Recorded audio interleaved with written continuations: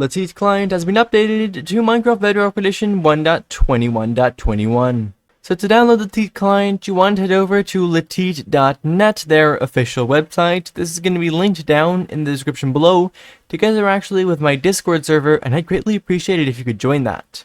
Anyways, here you want to simply click on this blue download button, then on download once again, and the download will automatically start. So now, as you can see in my downloads, I have Latite Client installer. I can simply double click on this just like so, and that is going to start up the installer, and that's just going to install Latite. So now the install process has been completed. I can press on any key to close that, and because this file in your downloads is simply the installer, you can delete this if you want to do so. And now you can access Latite Client's injector through either searching for it or opening up the injector with the new shortcut on your home screen. Anyways, with this injector over here, you can access Latite Client's official Discord, open this settings area if you want to customize this, or just simply click on this blue launch button, and that is going to automatically launch Minecraft with Latite Client injected. As you can see, we get the notification, "Welcome to Latite Client," and as well as some more information that you don't have to worry that much about, because right now I'm going to be heading into a Minecraft world and showing you exactly how to use this client. So I'm basically going to be briefly explaining how to use Latite. If you want the full in-depth tutorial, then I will link that down in the description below. Anyways, let's get right in. So as you probably saw, you want to press on M on your keyboard, and that is going to open up this area. Clicking on the mod settings button is going to open up Latite Client's Click GUI. This contains all of the utilities that this client has. You can click on this button to turn them on, and click on this button once again to turn them off. You can expand these just like this, and that'll bring you to a customization menu for the specific utility. As you can see, these all have different customization menus, and some of them are bigger than others. Anyways, one important thing that a lot of these customization menus allow you to do is to set a keybind for the utilities. You can simply do this by clicking on this None button, and then on any key on your keyboard, for example K.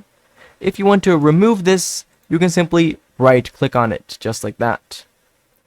Anyways, moving on, you can sort all of these utilities through two different ways. One is Game, and the other is HUD, which we'll look more into in a second. Latite Client also supports plugins. Currently, there aren't any plugins that I know of that are worth installing, in my opinion, that is. When there are, I will make a further tutorial on that. Anyways, as for the HUD elements, these are basically all things that can show up on your screen. I'll turn on a few of these, for example the FPS counter, maybe my speed display as well, and I also want to see my keystrokes.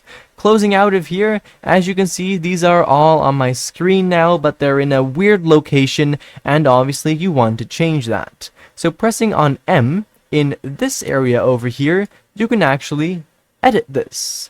In this mod settings area, you can also click on this button over here to open up this same HUD editor. You can use your scroll wheel to increase or decrease the size of these utilities, and you can move them around to anywhere on your screen.